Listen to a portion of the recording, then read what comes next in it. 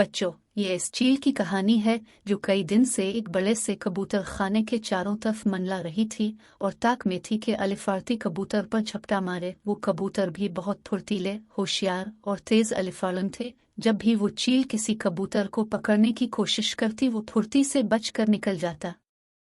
चील बहुत परेशान थी कि क्या करे और क्या न करे। आखिर उसने सोचा कि कबूतर बहुत चालाक, फुर्तीले और तेज अलिफार्न हैं, कोई और चाल चलनी चाहिए, कोई ऐसी तरकीब करनी चाहिए कि वो आसानी से इसका शिकार हो सके। चील कई दिन तक सोचती रही। आखिर उसकी समझ में एक तरकीब आई। वो कबूतरों के पास गई, कुछ देर इसी तरह बैठी रही और फिर प्यार से बोली, भाइयों और बहनों, मैं तुम्हारी तरह दो पैरों और दो परों वाला परिंदा हूँ। तुम भी आसमान पर अलिफार सकते हो, मैं भी आसमान पर अलिफार सकती हूँ। फर्क यह है कि मैं बड़ी हूँ और तुम छोटे हो, और मैं ताकतवर हूँ और तुम मेरे मुकाबले में कमज़ोर हो। मैं दूसरों का शिकार करती हूँ, तुम नहीं कर सकते। मैं बलि पर हमला करके जख्मी कर सकती हूँ और इसे अपनी नोकीली चोंच और तेज पंजों से मार भी सकती हूँ।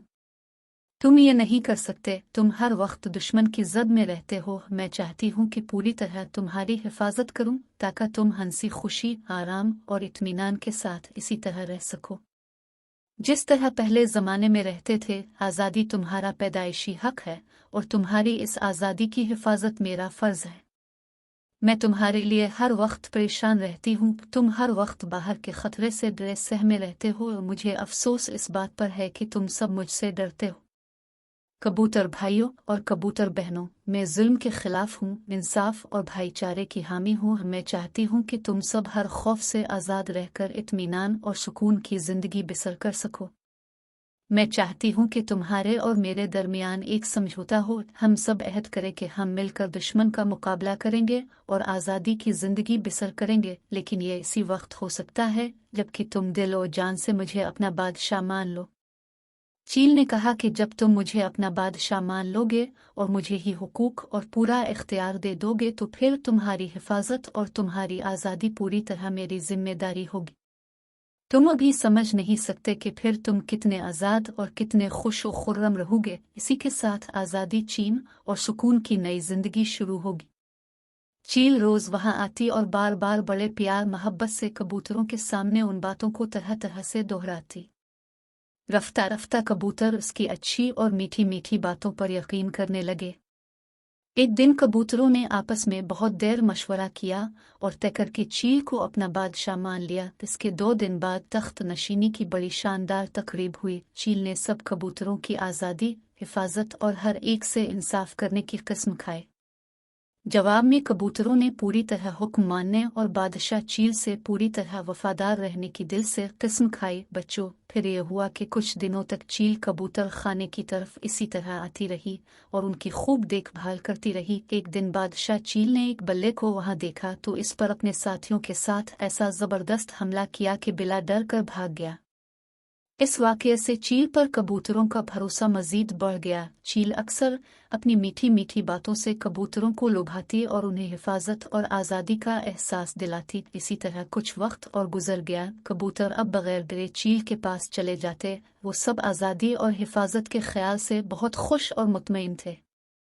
एक दिन सुबह के वक्त जब कबूतर दाना चुग रहे थे तो चील उनके पास आई। वो कमज़ोर दिखाई दे रही थी, मालूम होता था जैसे वो बीमार है। कुछ देर वो चुपचाप बैठी रही और फिर शाहाना अंदाज में बोली, भाइयों और बहनों, मैं तुम्हारी हुक्मरान हूँ। तुमने सोच समझ कर मुझे अपना बादशाह बनाया है। मैं तुम्हारी हिफाजत करती हूँ और तुम चीन और अमन से रहते हो। तुम जानते हो कि मेरी भी कुछ ज़रूरतें हैं। ये मेरा शाही इख्तियार है कि जब मेरा जी चाहे मैं अपनी मर्जी से तुम में से एक को पकड़ूं और अपने पेट की आग बुझाऊं।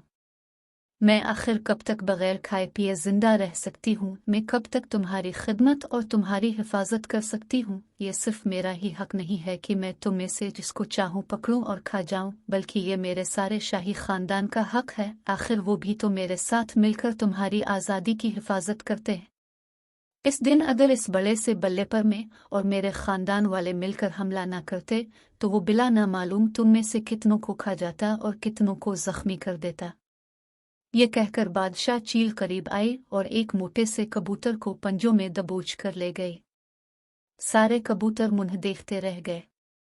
अब बादशाह चील और उसके खानदान वाले रोज आते और अपनी पसंद के कबूतर को पंजों में दबोच कर ले जाते। इस तबाही से कबूतर अब हर वक्त परेशान और खौफजदा रहने लगे। उनका चैन और सुकून मिट गया था, उनकी आज़ादी ख़त्म हो गई। वो अब खुद को पहले से भी ज़्यादा गैर महफूज समझने लगे और कहने लगे, हमारी बेवकूफ़ी की यही सज़ा है। आखिर हमने चील को अपना बादशाह क्यों बनाया था? अब क्या हो सकता है?